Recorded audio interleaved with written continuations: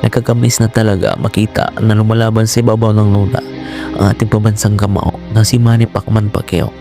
Dahil kapag may laban ang ating pambansang kamao noon ay parang halidin na nga ang buong mundo.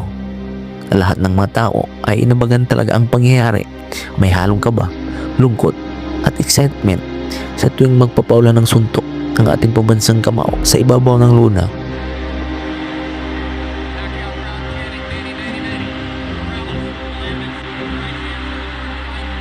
Malaking karangalan para sa bansang Pilipinas ang nagawa ni Manny Pacquiao at hindi na ito mabubura sa kasaysayan. Kaya naman mga idol ay muli nating balikan at sariwain ang napakagandang laban ng ating pambansang kamao na si Manny Pacman Pacquiao. Mga kalaban ni Pacquiao dito ang Mexican boxer. Hindi basta-basta ang boxing hero na ito mga idol sapagkat mayroon din itong malamasong kamao. Ang boxing hero na ito mga idol ay si Oscar Larios. Sa katunayan nga po ay dumayo pa mismo sa ating bansa ang Mexican boxer na ito at hangad nito na maaga ang hawak ng titulo ni Pacquiao na WBC Super Featherweight title. Ginanap ang kanilang laban sa Araneta Coliseum. Sa round 1 pa lang ay bakbakan agad ang dalawang boxing hero. I think Freddie Roach is finally going to get okay, trying to put the combinations together really overall. You can see the difference in the impact. Manny Pacquiao. Look at this for him. Trying to beat Pacquiao. And there's the advantage. Now just need to hold him to the hold there. Pacquiao can sell anything in attacks. And Miguel Diaz, as always. You can see a bit more thought in what Pacquiao's doing now. This is super featherweight. As Oscar Larios goes on the attack. Just stops Manny Pacquiao. Big left hand. Catches him on the ropes. Well, this is something. Take a stop. Gladiator. Peter out of the super bantamweight division. He's 5'8". He must have tremendous problems. That's good work from Pacquiao. That was classy stuff there from Paso Puncher. The signs that Pacquiao may be underestimated. I mean, there was a big left hook roundabout here. That was the one that really shook Pacquiao up, I think. Closing says, and Marco Antonio. Really big win for him. Now we love another one. And he's starting to choose. Pacquiao, but then Pagdating ng round 4 mga idol ay duguan ang pagmumukha ng Mexican boxer dahil na nga po sa mga bibigat na suntok ng ating pambansang kamao.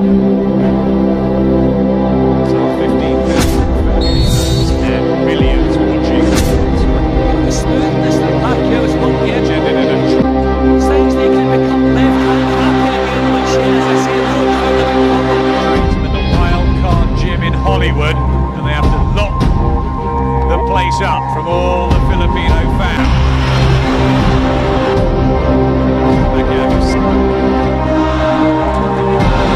So Tavish, New Zealand, who lives in the Philippines, as Pacquiao goes through, starting to flow from Manny Pacquiao.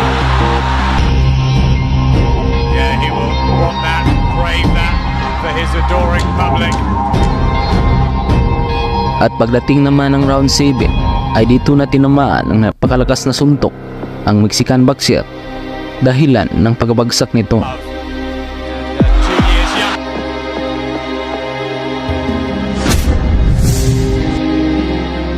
And Larios has to go down here in the 7th round.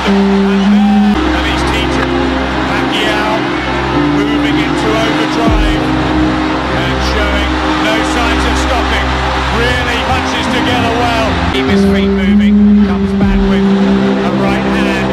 But then it's another big round for Matt. Right hook, jolting left hand, scoring the knockdown there. Left hand pulling up to start boxing and won't start looking to hide. Really solid. His back will be the tighter defense of Pacquiao. And more importantly, deal with Pacquiao when the Filipinos on the attack. Right, rightly, just a little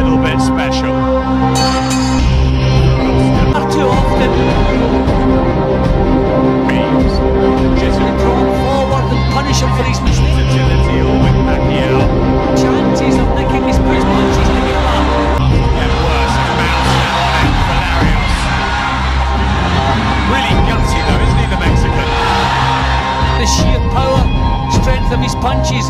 But he's He decides to try Larios' ribs out.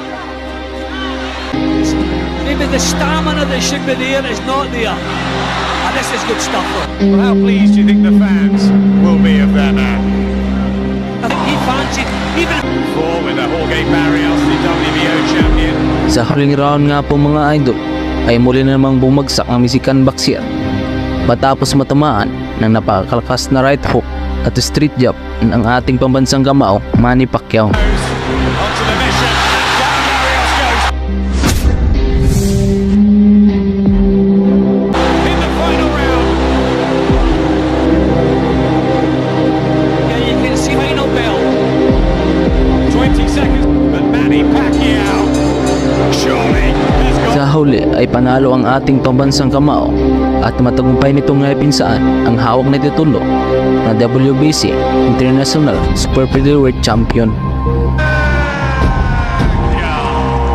Pinagmalaki noon sa bansang Mexico na magiging future boxing superstar ay itong si Emmanuel Lucero. Hindi man nakapagtataka mga idol dahil sa panahon pong ito ay undefeated itong si Emmanuel Lucero na may 21 panalo at 12 panalo sa pamamagitan ng KO.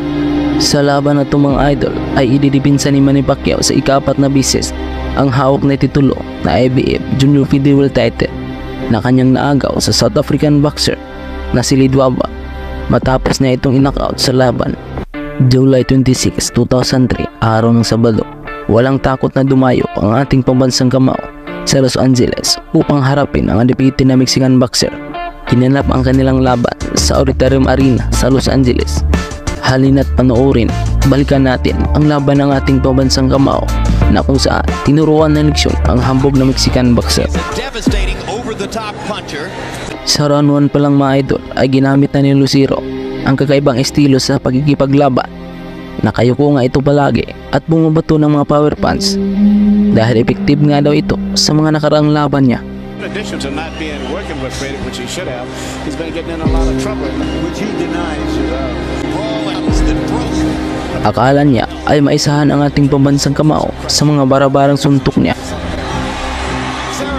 Lucero gets Habang si Pacquiao naman ay maingat nitong sinusukat ang distansya at naghihintay ng magandang timing upang bumato ng kanyang pamatay na suntok. Very unusual to have a Mexican that even the exaggerated crouch.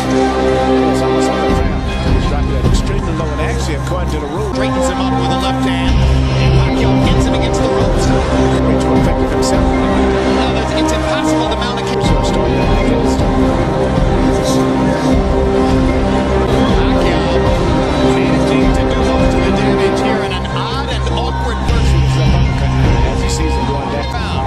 As we go to the 30 jabs in the round, I'm not sure how Lucero's going to go. Especially when it comes to throwing combinations. When you crouch that low, you can basically spring with one foot. Discussers may have underestimated the hand speed of Pacquiao, as some opponents do. Yeah, Pacquiao out At the end of that clinch, to hit Lucero with a left hand over the top seems to have momentarily stunned Lucero. Now Pacquiao tries to continue the attack. It's going to be physically exhausting for him to try to stay down in that ground. Looks slow in this round. Body shot by Pacquiao and a big left hand. Again with the body. Lucero just takes. Lucero won a lot of amateur fights with this style. Golden Gloves Championships, New York State Amateur Championships. He must have just overwhelmed people. That his 122-pound fighter struggling to make weight. Pins, Eric Morales, and Marco Antonio. At pagdating ng round 3 mga idol ay dito na tinamaan ni Pacquiao ng napakalakas na suntok ang hambog na Mexican boxer dahilan ng paggiwang-giwang na nga itong lumakad na para bang nakainom ito ng isang kontainer ng alak. Rounds here. Feeling as though he's in control against Emmanuel Lucero.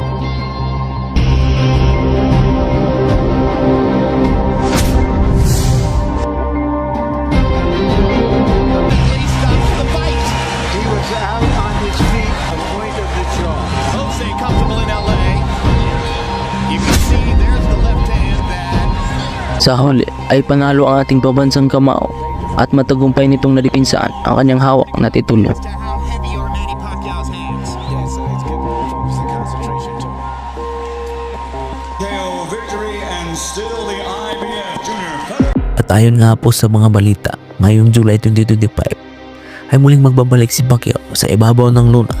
Sa tingin niyo mga idol, kaya pa ba ni Pacquiao makipagsabayan sa mas batang world champion ng Mexico na si Mario Barrios?